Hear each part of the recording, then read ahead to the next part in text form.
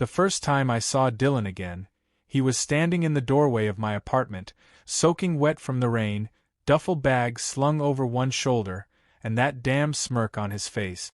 "Still living in black and gray, huh?" he said, stepping inside like he'd never left college, like the 4 years since had been a blink. I tried not to stare at the way his soaked t-shirt clung to his chest. "Tom's not big on color," I muttered, closing the door behind him. That was the first mention of my boyfriend. I dropped it like a shield between us.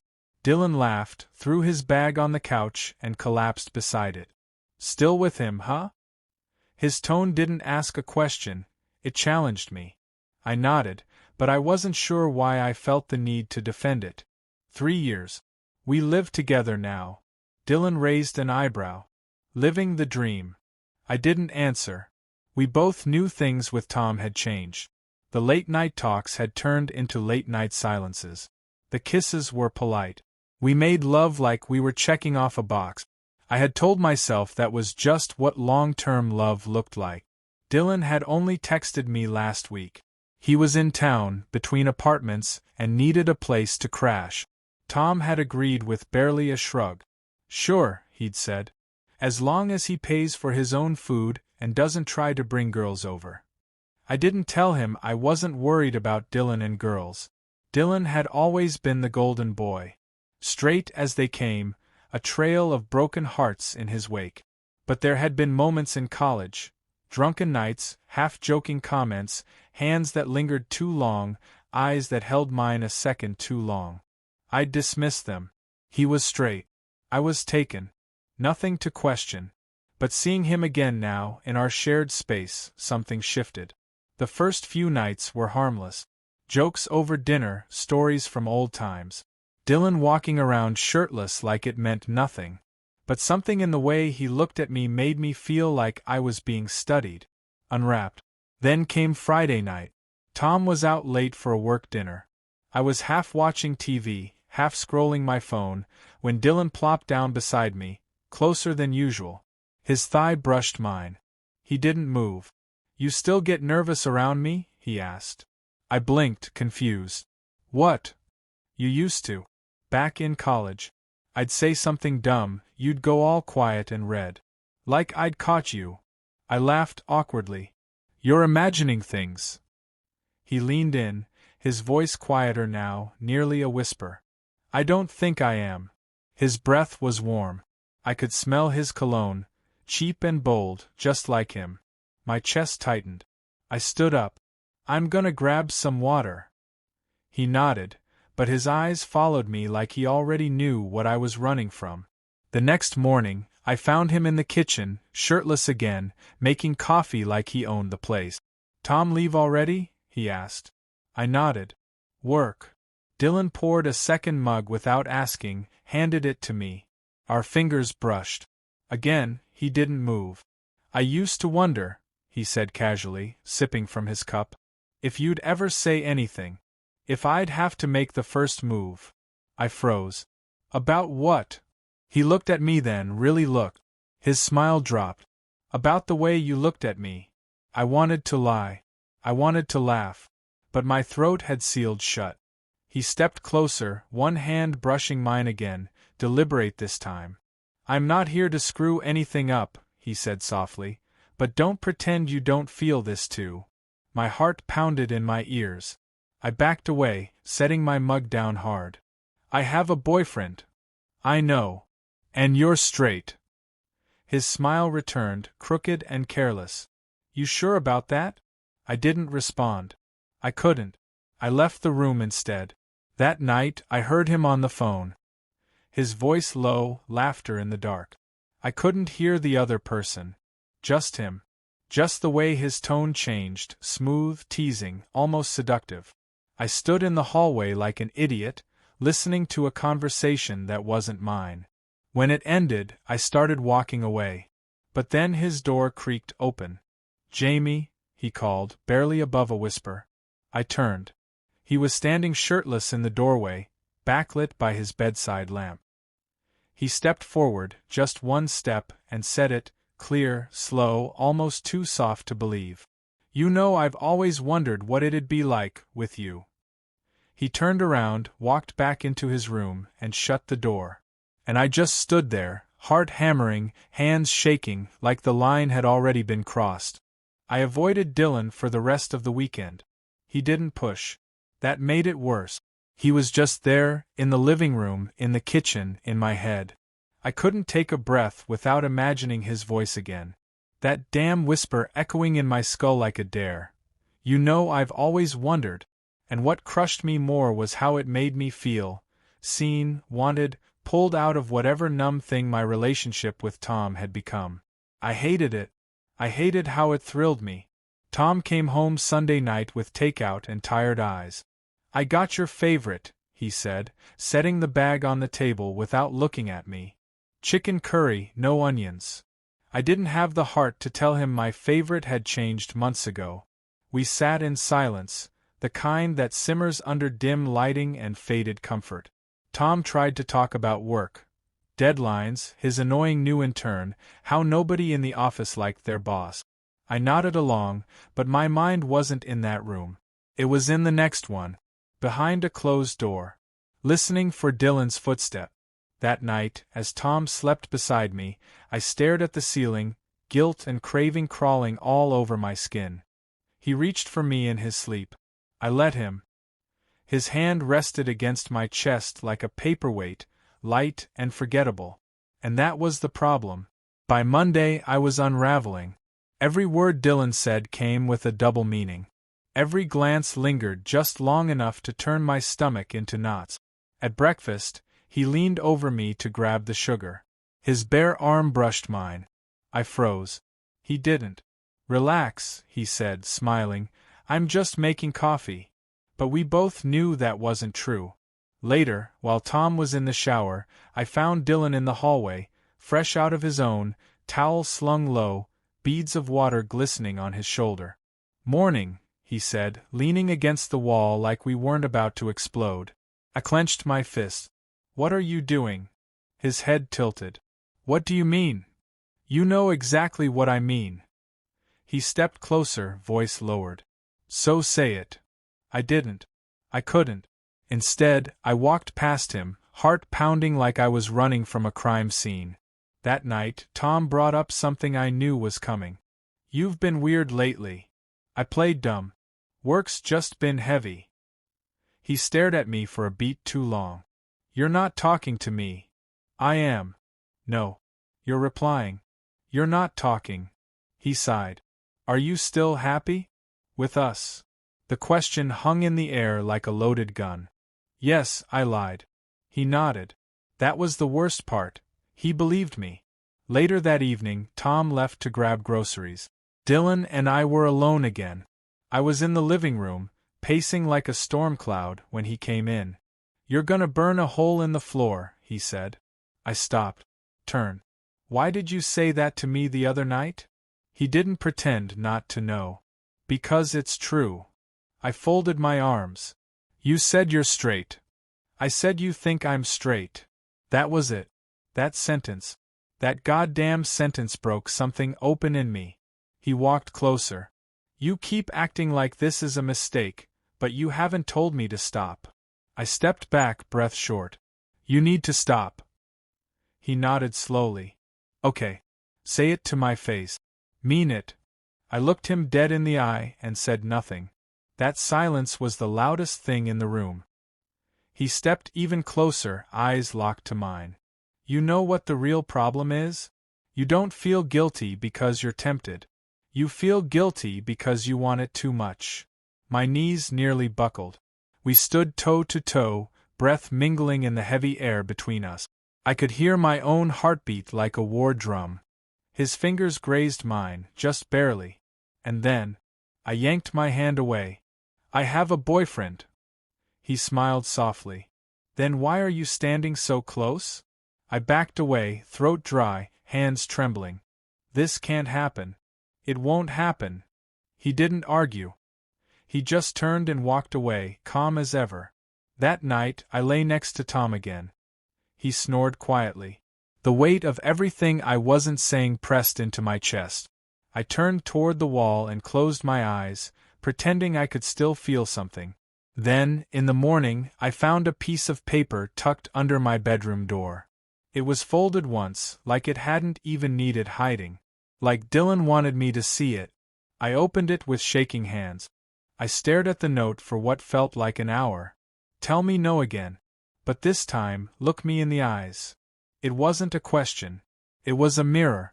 One I didn't want to look into, because I already knew what I'd see. I tucked it into my wallet, like a secret I didn't have the strength to burn. All day I tried to drown it out. I scrubbed dishes harder than necessary. I folded laundry that didn't need folding. I answered Tom's texts with emojis and empty affirmations. Miss you too. Can't wait for tonight. Lies written in lowercase.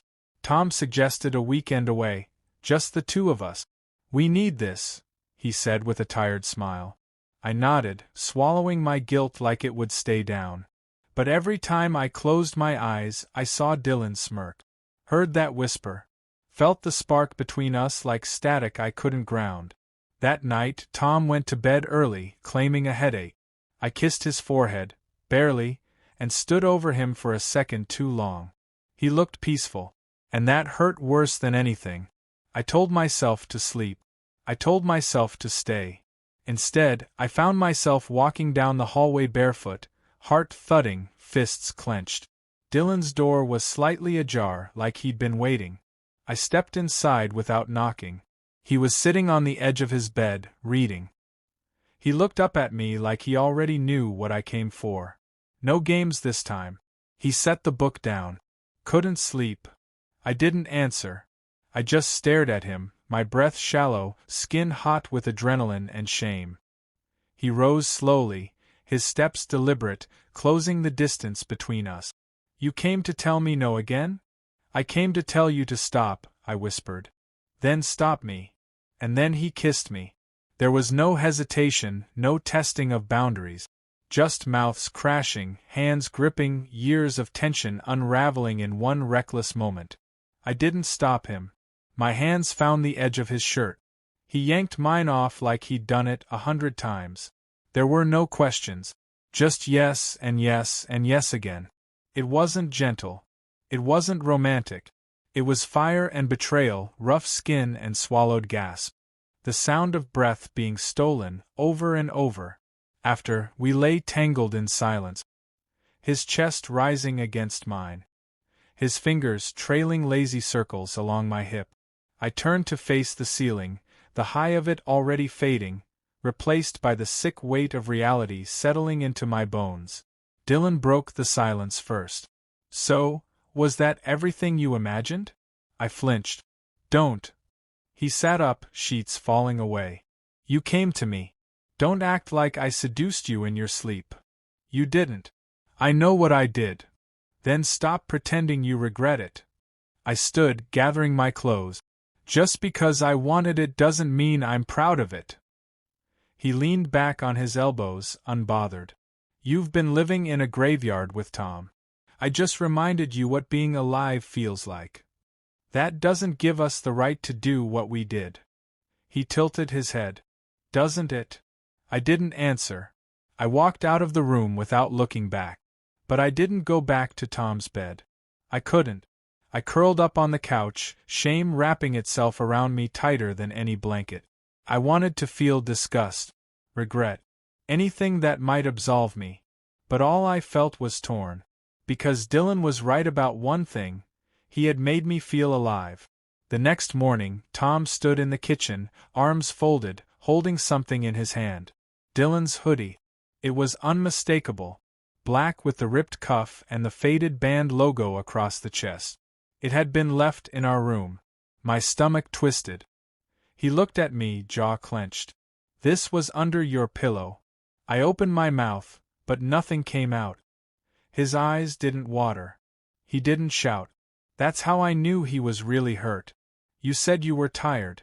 You said you loved me. His voice cracked barely. Was that a lie too? No, I whispered. He stepped back like the word had slapped him. Then what was last night? I couldn't answer. Jamie, he said, eyes glassy now. Was it just sex? That would have made it easier, wouldn't it? I almost said yes. But I couldn't lie anymore. I don't know, I said. It felt like something I couldn't ignore anymore. He nodded.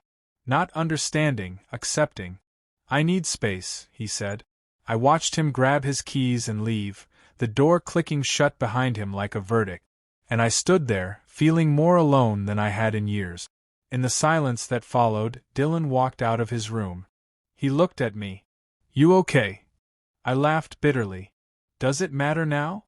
He rubbed the back of his neck, suddenly awkward. I didn't mean for it to blow up like this. I shook my head. You never mean it. But you always do it anyway. He didn't respond. Neither did I. Because the truth had finally caught up, and it didn't care about what I felt. Only about what I'd done. I didn't see Tom for 4 days. His things were still here.